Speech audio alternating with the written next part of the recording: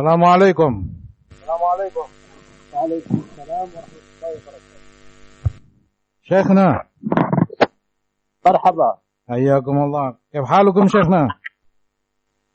أهلا وسهلا، حياك الله يا أحمد.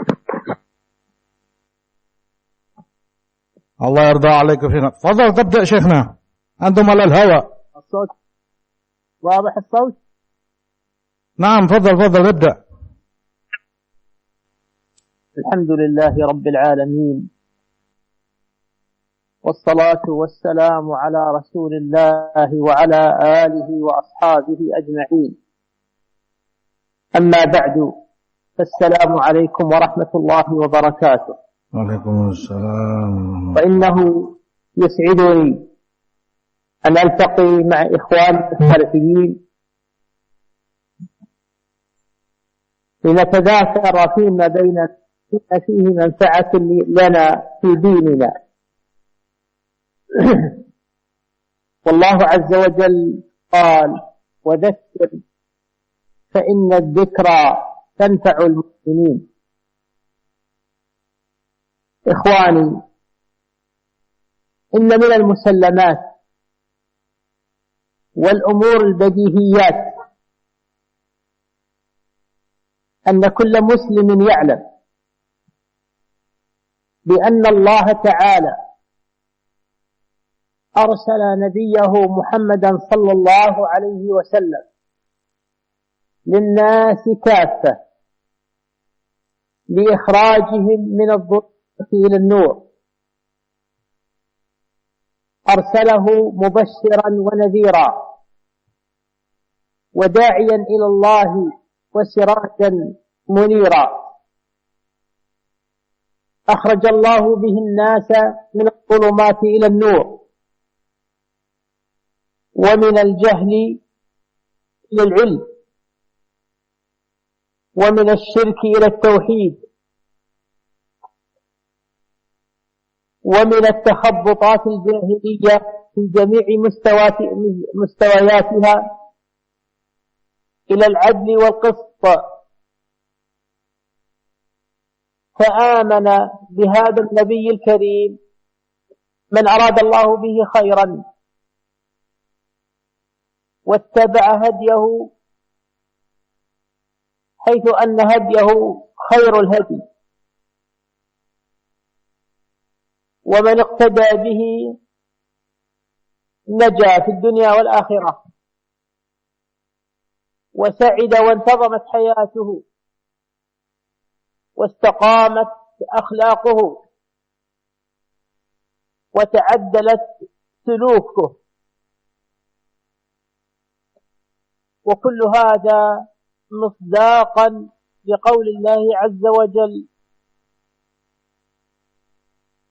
بسم الله الرحمن الرحيم، يسبح لله ما في السماوات وما في الأرض، الملك القدوس العزيز الحكيم، هو الذي بعث في الأميين رسولا منهم يتلو عليهم آياته ويزكيهم ويعلمهم الكتاب والحكمة وإن كانوا من قبل لفي ضلال مبين، وآخرين منهم لما يلحقوا بهم وهو العزيز الحكيم. ذلك فضل الله يؤتيه من يشاء والله ذو الفضل العظيم. نسأل الله عز وجل أن يرزقني وإياكم من فضله العظيم، وأن يجعل لنا النصيب الأوفر الأكبر في الاقتداء بهذا النبي الكريم محمد صلى الله عليه وسلم، وأن يسعدنا في هذه الدار باتباعه وإخلاص الدين لله عز وجل. فإن العمل والقول لا يكون مقبولا إلا إذا كان خالصا لله تعالى صوابا على شريعة رسول محمد صلى الله عليه وسلم، كما قال تعالى: تبارك الذي بيده الملك وهو على كل شيء قدير، الذي خلق الموت والحياة ليبلوكم أيكم أحسن عملا.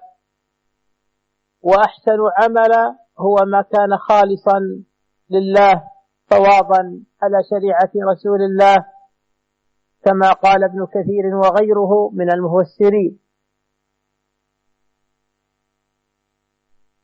وكما قال النبي صلى الله عليه وسلم: إنما الأعمال بالنيات، فمن كانت هجرته إلى الله ورسوله فهجرته إلى الله ورسوله، ومن كانت هجرته للدنيا يصيبها أو امرأة ينكحها فهجرته إلى ما هاجر إليه. فالإخلاص هو روح العبادة، والاتباع هو سبب قبولها. ولله الدين الخالص، قل إن صلاتي ونسكي ومحياي ومماتي لله رب العالمين. وإخلاص النية ومجاهدة النفس على تحقيق الإخلاص من أعظم أنواع الجهاد، لأن النفس أمارة بالسوء، والشيطان يؤز النفس على حب المراعاة وحب الثناء والمديح. فعلى هذا فالمسلم يحتاج أن يجاهد نفسه للإخلاص لله، كما يجاهد نفسه لاتباع الرسول صلى الله عليه وسلم والتجرد من الهوى.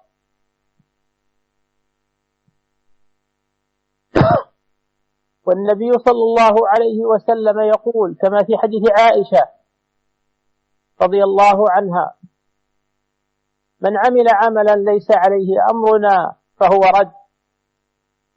في رواية: من أحدث في أمرنا هذا ما ليس منه فهو رد. فالواجب على المسلم أن يتحرى وينظر إلى أعماله وأقواله وصلاته وعبادته أن تكون موافقة للنبي صلى الله عليه وسلم، لأن العبادات من صلاة وصيام وغيرها وصدقة وذكر لها آثارها العظيمة في حياة المسلم الدنيوية فضلا عن الأخروية، فإن المسلم يجد لها آثار في حياته، ولا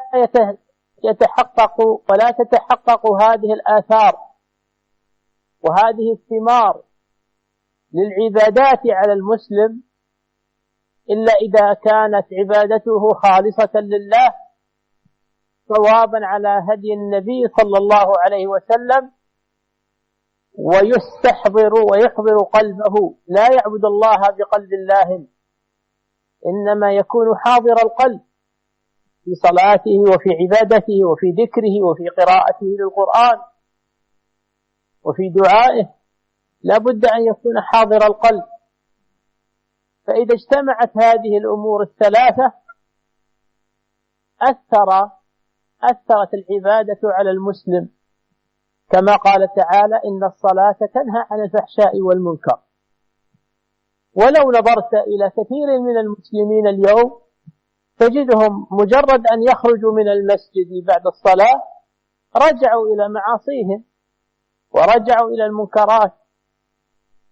فكيف هذا والله تعالى يقول إن الصلاة تنهى عن الفحشاء والمنكر؟ السبب أن الناس لم يفهموا قوله تعالى الصلاة.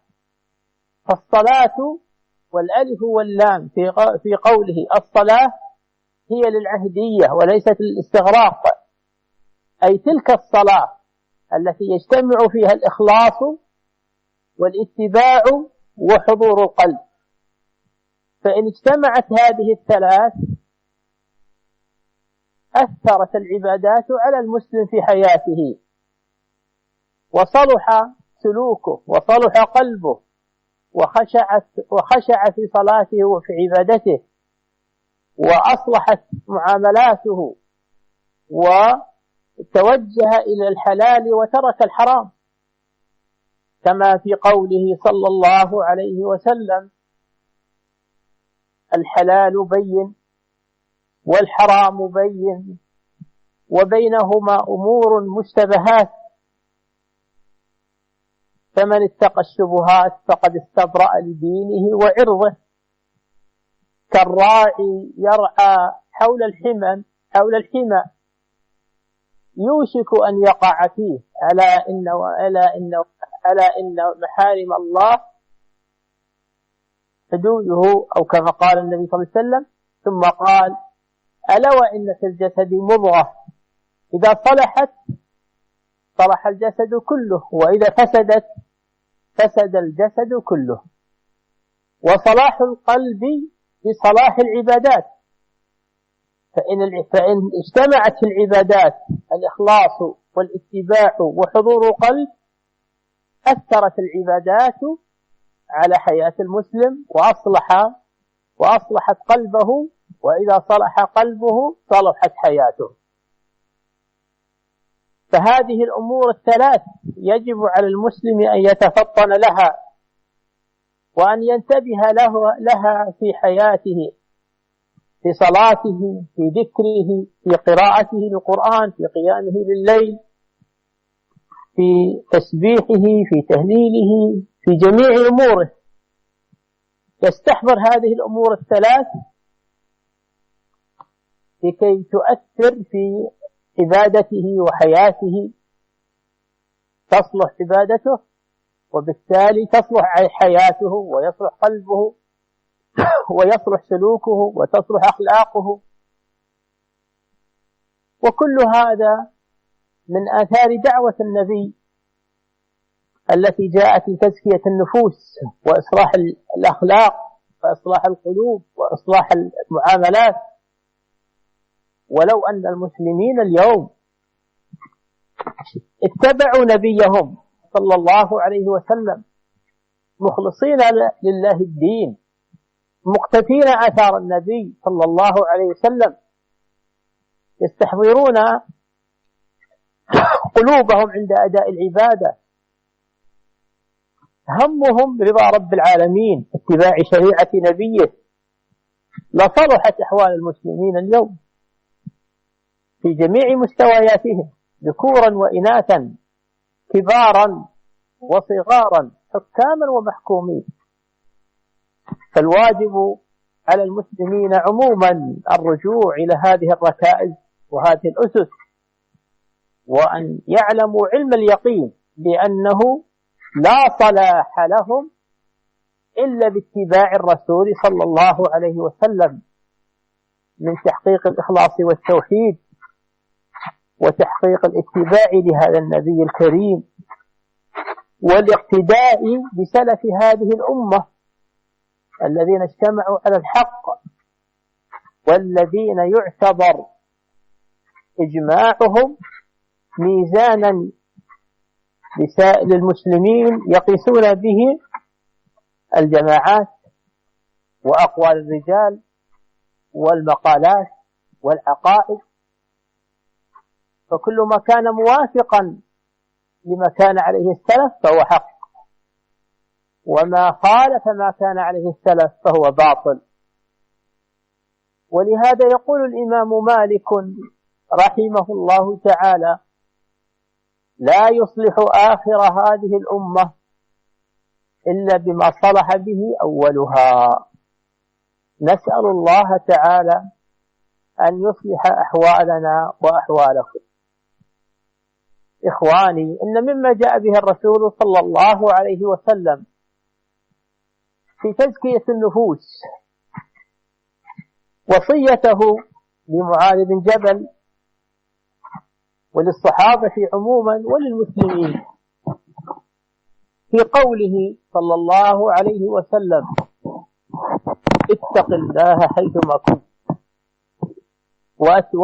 وأتبع السيئة الحسنة تمحها وخالق الناس بخلق حسن. هذه وصية جمعت بين أمور ثلاث: إصلاح حال العبد بينه وبين ربه، وإصلاح نفسه وإصلاحه ما بينه وبين الخلق، فأن يتقي الله في جميع الأحوال والأزمان. وإذا حصل منه في نفسه معصية يتبعها حسنة ويتوب إلى الله ويستغفر. والثالثة أن يخالق الناس بخلق حسن، يعامل الناس بالأخلاق الطيبة من البشاشة والأمانة والنصح وعدم الغش والصدق، كما في حديث آخر أن النبي صلى الله عليه وسلم قال: من أحب أن يدخل الجنة ويزحزح عن النار فلتأتيه منيته وهو يؤمن بالله وباليوم الآخر، وليأتي إلى الناس الذي يحب أن يؤتى إليه، أي ليخالق الناس بما يحب أن يعامله الناس به. فإن كان يحب أن يعامله الناس بصدق وأمانة ونصح فليعامل الناس كذلك بالصدق والأمانة والنصح. حديث عظيم ووصية جليلة تصلح حال العبد بينه وبين ربه، وتصلح حال نفسه، وتصلح ما بينه وبين الخلق. وهكذا سائر توجيهاته صلى الله عليه وسلم وسائر أوامره جاءت لتزكية النفوس وإصلاح العبد والعباد وإصلاح الأخلاق، كما في الحديث: إنما بعثت لأتمم مكارم الأخلاق. فالمسلم يعمل بالدين كله عقيدة وعبادة وسلوكا وأخلاقا، وكلها أتى بها الإسلام. أتى لإخراج الناس من الظلمات بجميع أنواعها، من شرك وسوء معاملات ونفاق وكذب وزنا وفواحش وسرقات، إلى كل خير، أعظمه التوحيد والكلمة الطيبة والأخلاق الطيبة، كما في الحديث الآخر: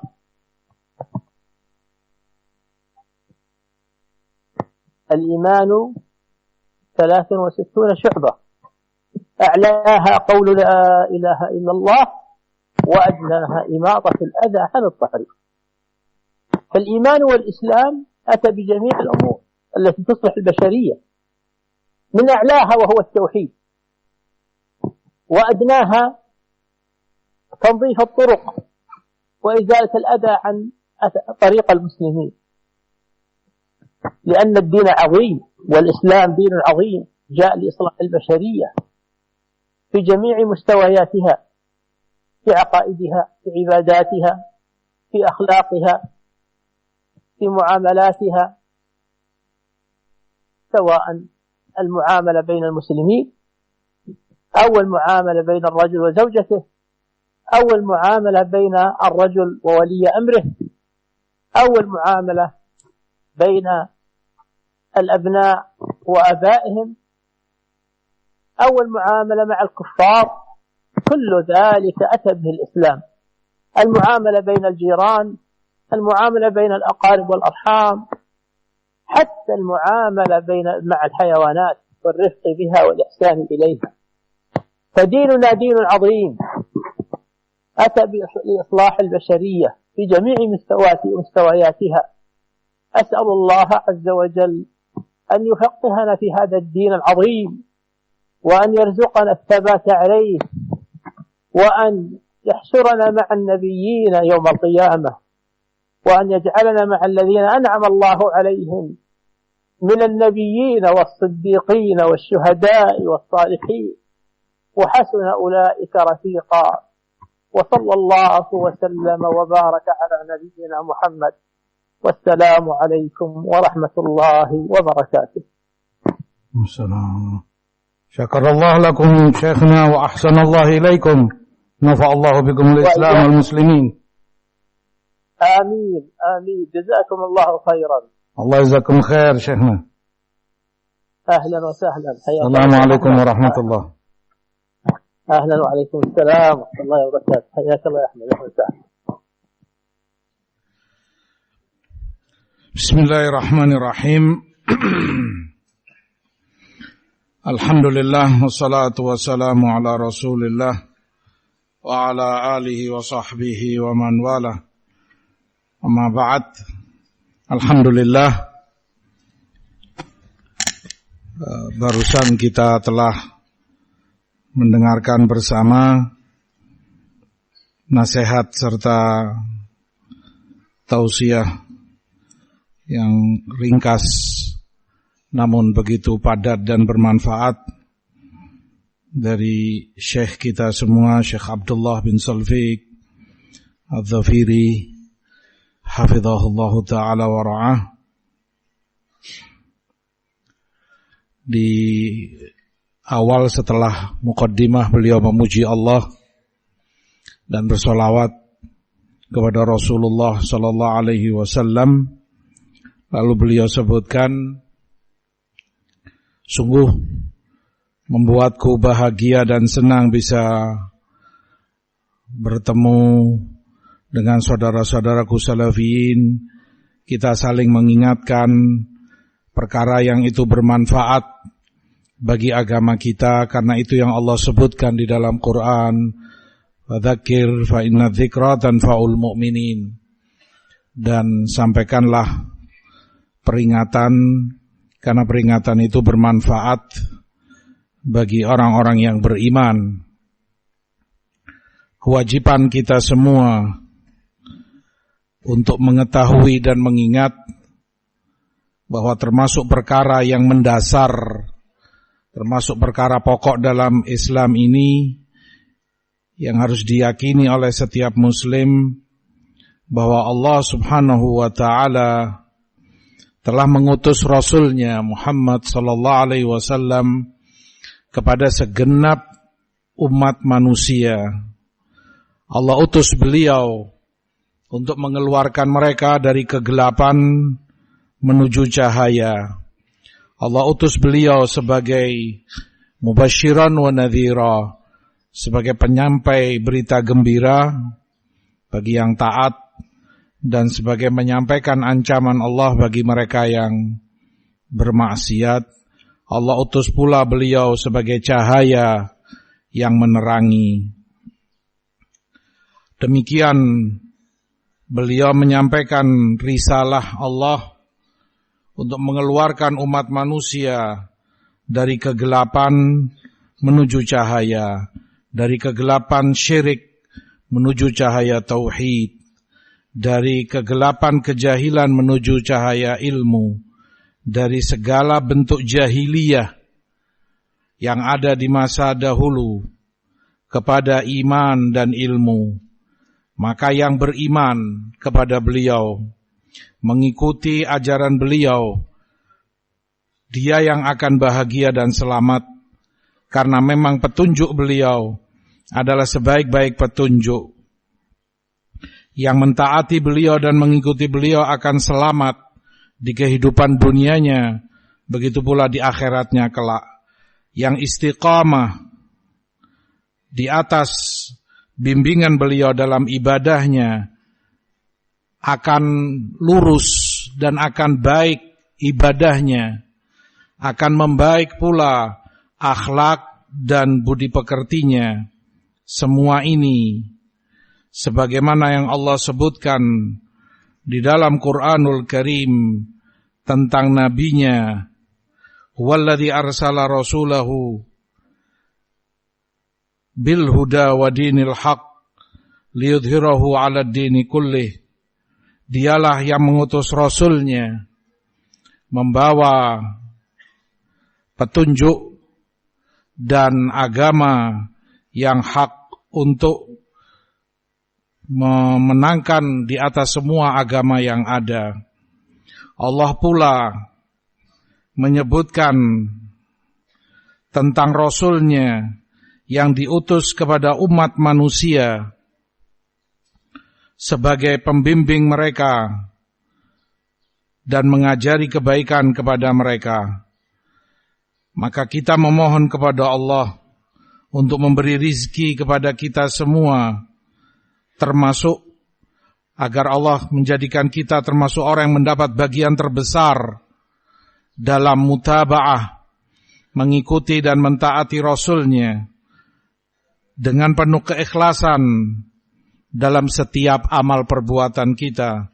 Karena memang amalan tidak akan diterima di sisi Allah kecuali ketika amalan itu ikhlas karenanya mengharap wajah Allah semata, dan amalan itu pula sesuai dengan sunnah bimbingan Rasul-Nya sallallahu alaihi wasallam. Allah sebutkan hal itu pula di dalam ayat Quran, alladzi khalaqal mauta wal haya liyabluwakum ayyukum ahsanu amala. Allah yang ciptakan kematian dan kehidupan untuk menguji dari kalian siapa dari kalian yang terbaik amalannya. Sebagaimana para ulama tafsir sebutkan, amalan tidak akan menjadi amalan terbaik kecuali ketika amalan itu ikhlas karena Allah, sesuai dengan sunnah nabinya. Itu pula yang Rasulullah ingatkan dalam hadis beliau, innamal a'malu binniyat wa innamal likulli imri'in ma nawa. Sesungguhnya amalan itu tergantung niat orangnya, dan masing-masing orang hanya mendapati apa yang telah dia niatkan. Faman kanat hijratuhu ilallahi wa rasulih fa hijratuhu ilallahi wa rasulih. Maka yang hijrahnya kepada Allah dan Rasul-Nya, maka sungguh hijrahnya kepada Allah dan Rasul-Nya. Wa man kanat hijratuhu lidunya yusibuha aw imra'atin yankihuha fa hijratuhu ila ma hajara ilaih. Namun jika hijrahnya kepada dunia untuk dia dapati atau wanita untuk dia nikahi, maka hijrahnya kepada apa yang telah dia niatkan. Demikian pentingnya keikhlasan dan mutaba'ah, mengikuti dan mencocoki sunnah Rasul-Nya sebagai syarat mutlak untuk diterimanya setiap amalan kita. Allah sebutkan, ala lillahi dunul khalis. Ketahuilah bahwa milik Allah lah agama, yaitu amalan yang ikhlas, murni untuknya. Kita tahu pula manusia pada jiwanya selalu memerintah dan mengajaknya kepada kejelekan. Ditambah pula syaitan selalu membisikkan kepadanya untuk senang dipuji, untuk senang riya, beramal dilihat dan dipuji oleh orang. Maka kewajiban masing-masing kita, masing-masing muslim, untuk bermujahadah, berjuang agar selalu menjaga keikhlasan niatnya, berjuang agar selalu amalannya sesuai dengan sunnah dan tuntunan Rasul-Nya, agar dia selalu berjuang pula membersihkan dirinya dari segala hawa nafsu. Hal ini mengingatkan kita kepada apa yang Rasulullah sebutkan dalam hadis Aisyah radhiyallahu taala anha, man amila amalan laisa alaihi amruna fahuwa rad. Barang siapa yang mengamalkan suatu amalan yang itu bukan dengan ajaran kami, maka itu tertolak. Di lafaz lain, man ahdatsa fi amrina hadza ma laisa minhu fahuwa rad. Barang siapa yang mengada-ngada dalam perkara agama ini tanpa ajaran dari kami, maka itu tertolak. Demikianlah kewajiban kita semua untuk berjuang, berusaha, amalan kita ikhlas selalu untuk Allah dan selalu dengan bimbingan sunnah Nabi sallallahu alaihi wasallam. Jika itu yang dilakukan oleh setiap muslim, mengikhlaskan niatnya dalam setiap amalannya, menyesuaikan amalannya dengan sunnah nabinya, pasti amalan itu akan membuahkan hasil yang baik, hasil yang diinginkan, kebaikan baginya di dunia maupun di akhiratnya kelak. Maka ibadah apapun yang dia lakukan Amalan apapun yang dia kerjakan tidak akan memberi buah yang baik, tidak akan menghasilkan hasil yang diinginkan, kecuali saat dia selalu jaga keikhlasan, saat dia selalu mutaba'ah, mengikuti sunnah nabinya, dan selalu dalam keadaan hadirul qalb, hatinya khusyuk, hatinya selalu ingat, tidak tersibukkan dan tidak terlalaikan dari Allah Subhanahu wa ta'ala dalam sholatnya, dalam zikirnya, dalam seluruh amal ibadahnya. Allah sebutkan di dalam Quran, innas salata tanha anil fahsya'i wal munkar. Sungguh salat itu mencegah dari perbuatan keji dan mungkar.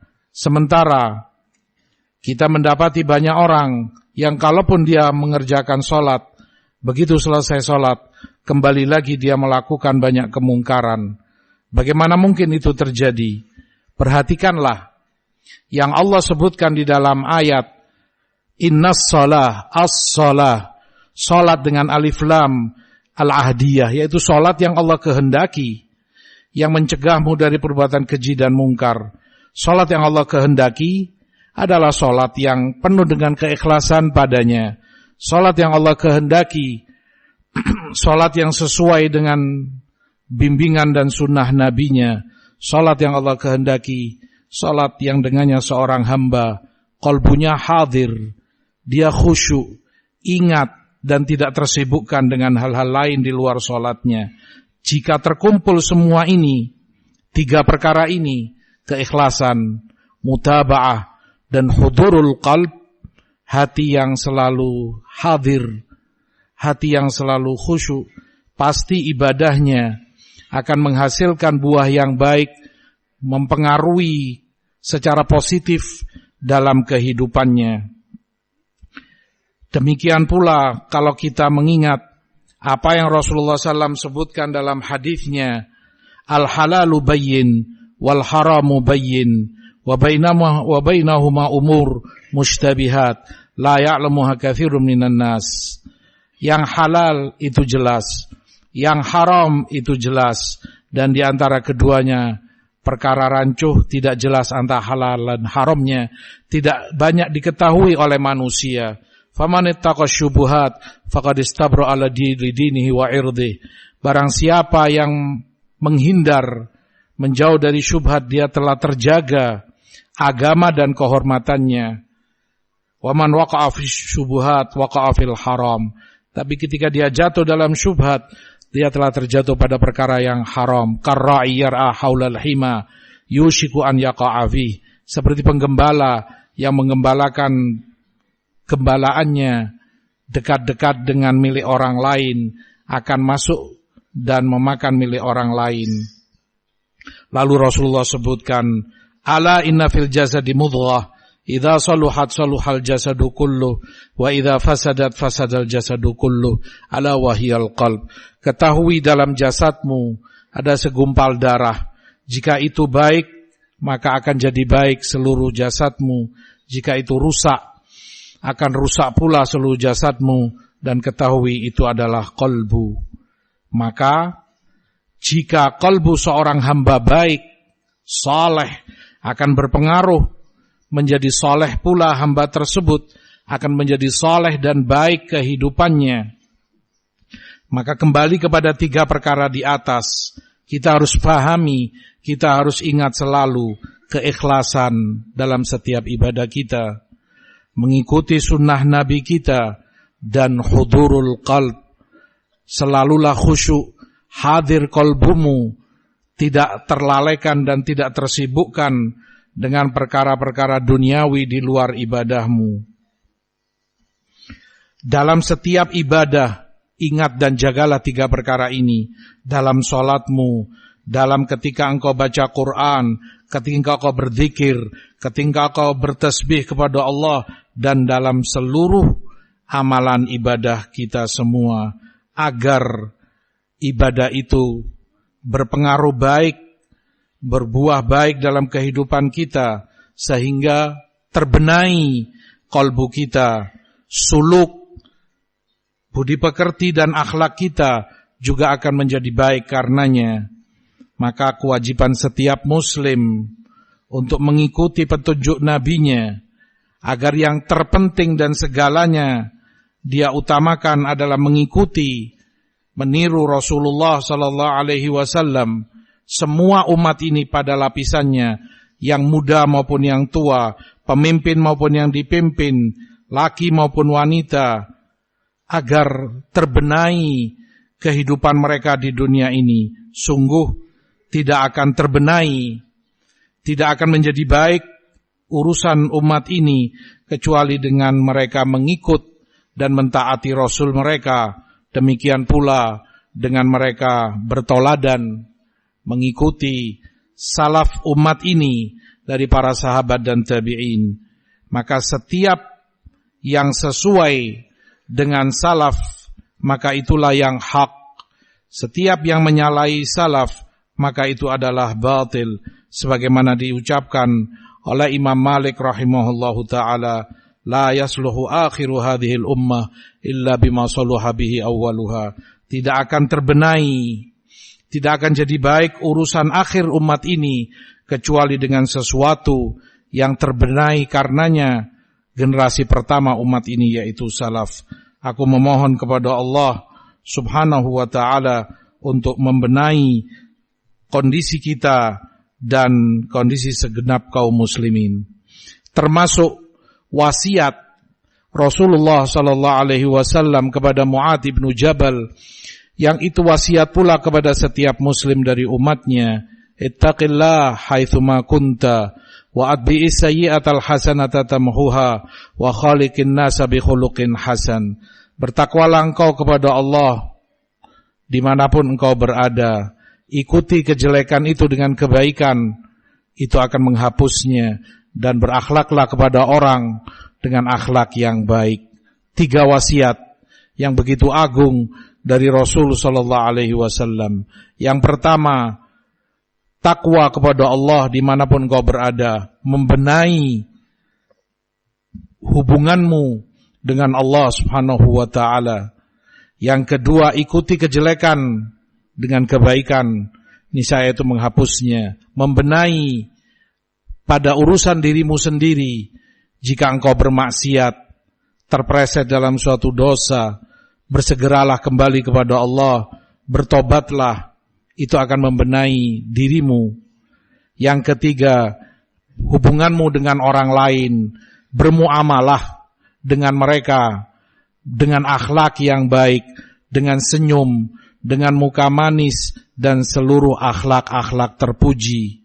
Di dalam hadis pula Rasulullah SAW ingatkan, man ahabba an yudkhalal jannah wa yuzahzah 'anil nar falta'tihi maniyatuhu wa huwa yu'minu billahi wal yaumil akhir. Barang siapa yang ingin dimasukkan surga dan dijauhkan dari neraka, maka hendaklah datang kepadanya ajalnya dalam keadaan dia beriman kepada Allah dan hari akhir.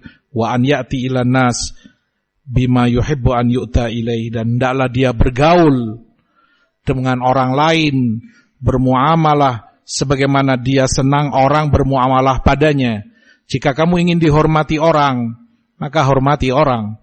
Jika kamu tidak ingin disakiti orang, maka jangan pula engkau sakiti orang. Hadis yang begitu mulia dan agung, membenahi hubungan seorang hamba dengan Rabb-nya, membenahi hubungan seorang hamba pada dirinya sendiri, dan membenahi hubungan seorang hamba dengan orang lain.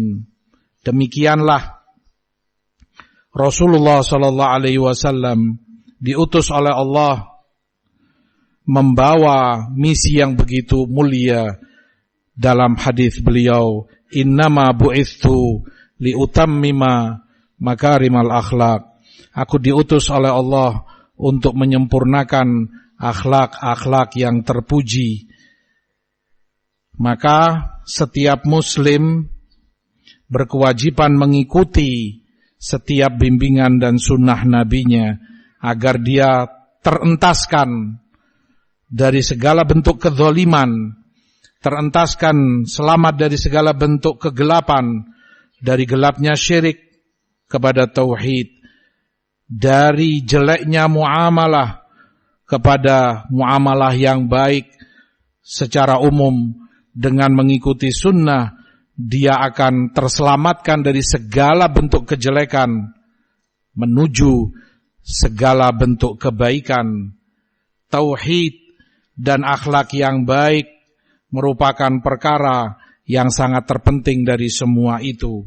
Rasulullah sebutkan dalam hadisnya, al-iman bid'un wa sittuna syu'bah, fa'alahu la ilaha illallah wa adnahu imatatul adha 'anit thariq. Iman itu 60 sekian cabang. Yang tertinggi kalimat la ilaha illallah, tauhid, dan yang paling rendahnya menyingkirkan gangguan dari jalan. Semua itu adalah kebaikan, semua itu adalah cabang-cabang iman. Maka agama kita, Islam ini agama yang begitu agung, mulia dalam setiap amal ibadahnya, dalam setiap muamalahnya yang diajarkan kepada kita, dalam semua aspek kehidupan, jika saja itu kita amalkan. Muamalah seseorang dengan istrinya, muamalah seseorang dengan anak-anaknya, muamalah seorang bawahan, rakyat dengan pemimpinnya, seorang hamba dengan tetangganya, seorang hamba dengan teman-temannya, bahkan seorang hamba manusia bermuamalah dengan binatang sekalipun, semua itu diajarkan di dalam Islam. Maka benar-benar Islam yang agung ini membenahi kemanusiaan, membimbing mereka kepada kemuliaannya, sehingga menjadi baik seluruh aspek kehidupan mereka.